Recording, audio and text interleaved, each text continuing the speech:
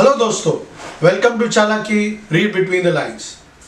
अब हम सब न्यूज़ पर तो देख ही रहे हैं Russia bombarding cities of Ukraine, लेकिन जब मैं ये एपिसोड बना रहा था तब हमारे कर्नाटका के स्टूडेंट नवीन जीएस की मौत की खबर आई और ऑनेस्टली मेरे तो होश उड़ गए।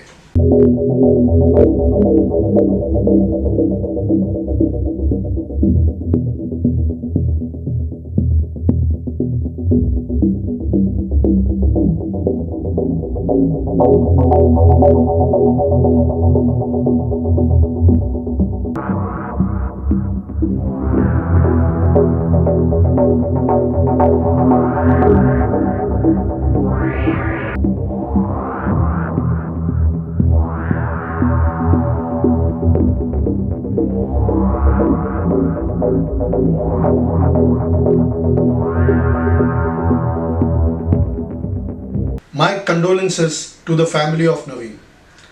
और तब मैंने डिसाइड कर लिया कि अब मैं इस एपिसोड में रशिया यूक्रेन वॉर को लेकर रशिया, यूक्रेन और इंडिया जैसे देशों के क्या मंसूबे हैं और ऐसे कौन से फैक्टर्स हैं जो हमारे लिए मायने रखते हैं। इन अदर वर्ड्स, इस वॉर में भारत कहाँ है और क्यों, इसको विस्तार से डिस्कस करेंगे। शुरू करते हैं। इसमें तीन किस्म के रिएक्शंस हैं कंट्रीज के।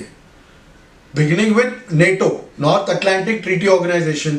It's a military combination of countries like US, Japan, France, Germany. इनके मेंबर्स ने काफी सैंक्शंस लगा दिए हैं रशिया पर और प्रेसिडेंट पुतिन की कड़ी निंदा की है। Putin's aggression against Ukraine will end up costing Russia dearly, economically and strategically. We will make sure of that.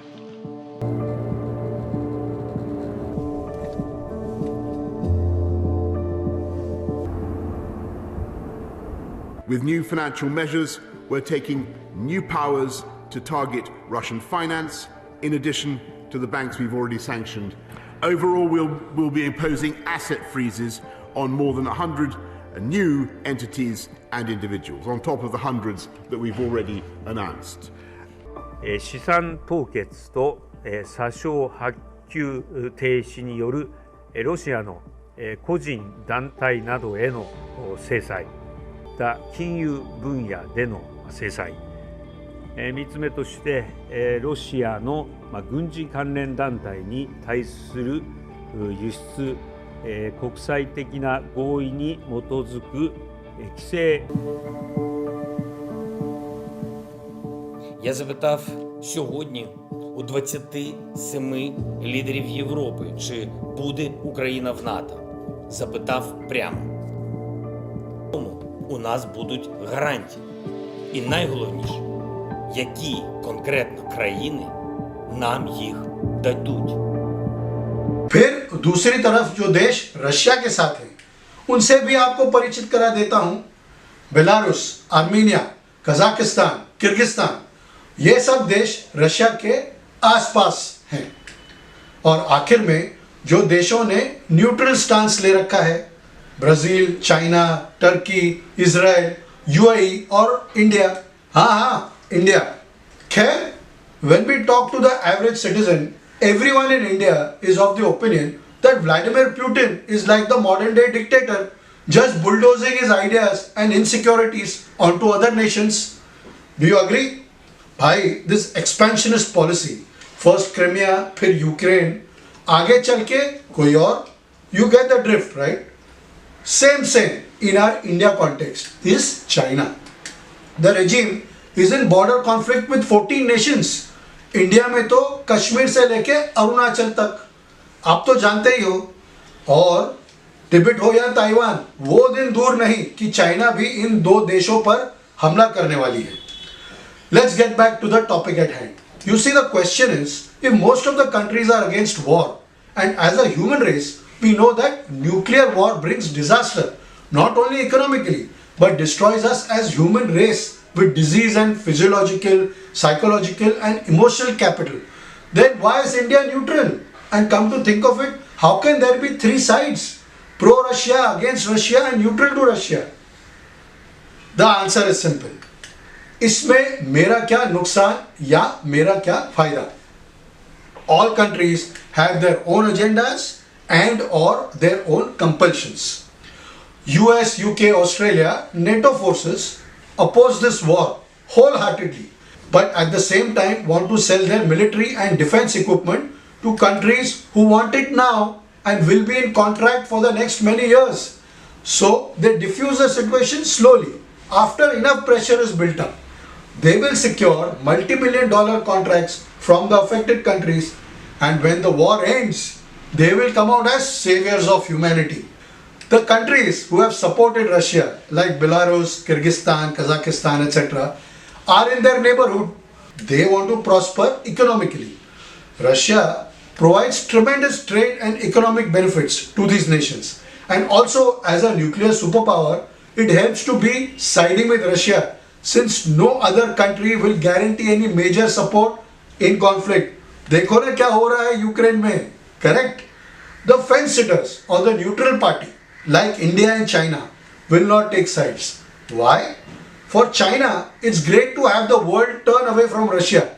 So, like Iran, they can sell everything to them, from pin to plane at high prices, and import oil, fuel at dirt cheap prices. Ask Iran, Baba, if you don't believe me. For India, we have regular imports of oil from Russia. In fact, we have invested large amounts in their oil exploration, extraction fields, and it will be almost impossible to cut our ties given our oil prices and our import bill. Petrol और diesel prices ज्यादा बढ़ गए तो inflation यानी prices of goods and materials बेकाबू हो जाएंगे और गवर्नमेंट भी गिर सकती है. This is our reality. Despite being under a lot of pressure from the West, why is India still maintaining a neutral stand on the Russia-Ukraine war? Let's take a look at the top 3 reasons. Number 1. Russia's veto power. India has always depended on Soviet or Russian support for its veto power in the UN Security Council, especially with regard to the Kashmir dispute with Pakistan. Both Pakistan and China are now seen to be on the Russian side vis-a-vis this war, and India believes Moscow has the leverage to change Beijing's hard stance on the Kashmir issue. Number 2. Trade ties. India and Russia have set a target of $30 billion in bilateral trade by the end of 2025. India is also dependent on the Russian oil and gas.